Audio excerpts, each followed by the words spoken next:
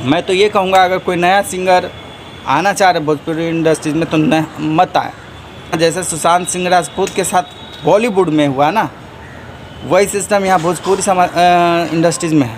क्योंकि आप जानते हो साहिल बाबू को, ऐसा लगता है कि आपको पता है साहिल बाबू कौन है। भोजपुरी इंडस्ट्रीज़ को ही पता नहीं है कि साहिल बाबू कौन है, कौन था। यूट्यूब जैसे ही आप खोलोगे ना तो आपको पता चल जाएगा, खाली आकांक्षा दुबे, खाली आकांक्षा दुबे और एक और वो लड़की आई ममता, तो उसका, क्योंकि आप लोग को नहीं पता होगा लेकिन हम लोग ने 4 साल 5 साल दिया है भोजपुरी इंडस्ट्रीज़ में। अगर कुछ भी आपको ऐसा जानना हो तो भोजपुरी इंडस्ट्रीज़ के लिए आप कमेंट में करके पूछें, मैं सारी पोल खोलूँगा भोजपुरी इंडस्ट्रीज़ का। खन खन की सुनो खनकार, ये दुनिया है काला बाजार, ये पैसा बोलता है, ये पैसा बोलता है। हेलो गाइस, कैसे हैं आप लोग? मैं तो ठीक हूँ और उम्मीद है कि आप लोग भी ठीक होंगे। तो पता है कि मैंने ऐसा क्यों कहा? क्योंकि ये हकीकत है कि पैसा बोलता है और पैसा बोलता है, लेकिन बोलेगा कौन? हम लोग के पास तो ना ही पैसा है ना ही कुछ भी है, तो हम लोग के लिए कौन बोलेगा?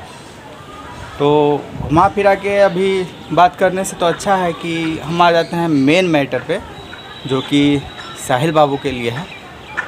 तो साहिल बाबू को मरे हुए लगभग 15 से 20 दिन हो चुके हैं। 15-20। आप जानते हो साहिल बाबू को? ऐसा लगता है कि आपको पता है साहिल बाबू कौन है। आप लोग को नहीं पता होगा, शायद आप लोग को पता भी हो सकता है, लेकिन भोजपुरी इंडस्ट्रीज़ को ही पता नहीं है कि साहिल बाबू कौन है, कौन था। इसका साहिल बाबू का एक गाना भी आया था, कौन था। तो उसी तरह से साहिल बाबू भी गुमनाम है, वो भी भोजपुरी इंडस्ट्रीज़ के लिए। जनता को पता है, सबको पता है, पब्लिक को भी पता है, क्योंकि उनका भी रिस्पांस मिल रहा है कुछ ना कुछ। लेकिन भोजपुरी इंडस्ट्रीज़ को, मीडिया को, ये सभी लोगों को कुछ भी पता नहीं कि साहिल बाबू कौन था। गुमनाम हो गए, वो अपने गाने के जैसा ही गुमनाम हो गए।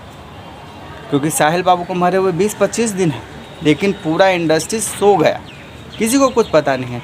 अभी आकांक्षा दुबे, आप लोग को पता होगा, पता तो 100% होगा, क्योंकि अभी अगर आप चैनल खोलोगे, यूट्यूब जैसे ही आप खोलोगे ना तो आपको पता चल जाएगा, खाली आकांक्षा दुबे, खाली आकांक्षा दुबे और एक और वो लड़की आई ममता, तो इसका ही न्यूज़ आपको मिलेगा सभी जगह पे। यूट्यूब पे जहाँ भी आप सर्च करोगे तो वही मिलेगा।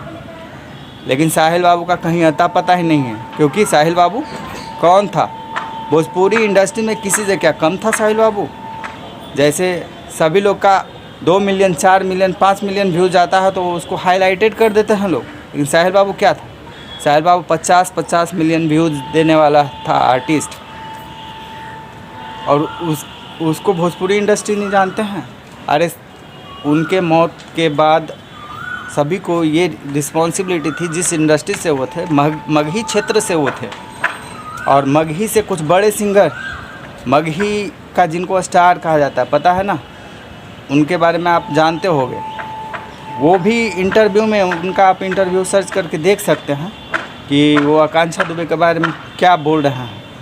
वो बोल रहे हैं कि बड़े बड़े आर्टिस्ट को सामने आना चाहिए था, बड़े कलाकार जैसे निरहुआ हैं और मनोज तिवारी हैं, ये लोग को सामने आना चाहिए था। वो ये सजेशन दे रहे हैं, लेकिन उनको खुद को शर्मानी चाहिए थी, क्योंकि उनके घर के बच्चा, मगही क्षेत्र के बच्चा साहिल बाबू, उनके साथ इतना बड़ा कांड हुआ, इतना बड़ा हादसा हुआ। अरे एक बार तो आके मिल लेना चाहिए था। क्या उनको नहीं पता था? क्योंकि हम लोग खुद फ़ोन करके जब इंडस्ट्रीज़ में बात कर रहे थे, वो टाइम में वो भी वहाँ पे थे, उनको नहीं पता था कि साहिल बाबू के साथ क्या बीता है। उनका घर यहाँ से 40-50 किलोमीटर दूर, यहाँ से पटना 50 किलोमीटर दूर, सेंटर में साहिल बाबू थे। क्या वो 50 किलोमीटर सफ़र नहीं कर सकते? इंडस्ट्रीज़ में वो इतना साल से हैं, शूटिंग करने के लिए 100 किलोमीटर 200 किलोमीटर जा सकते हैं, लेकिन किसी को सांत्वना देने के लिए वो नहीं आ सकते। तो इसके लिए बता रहे हैं कि ये पैसा बोलता है, सिर्फ पैसा बोलता है, इंसान नहीं बोलता है। और हम लोग के पास तो ना ही पैसा है ना कुछ भी।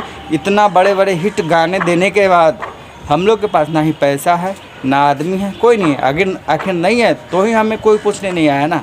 एक बार साहिल बाबू है या उसके घर वाले का क्या मतलब स्थिति है, ये तो कम से कम जान सकते थे ना आके। तो बड़ी बड़ी बात करना आसान होता है। और रियल लाइफ में वो चीज़ दिखाना बहुत मुश्किल होता है।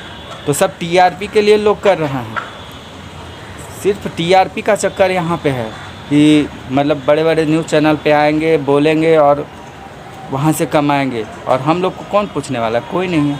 नहीं अगर पूछने वाला है तो ही ये कंडीशन है ना।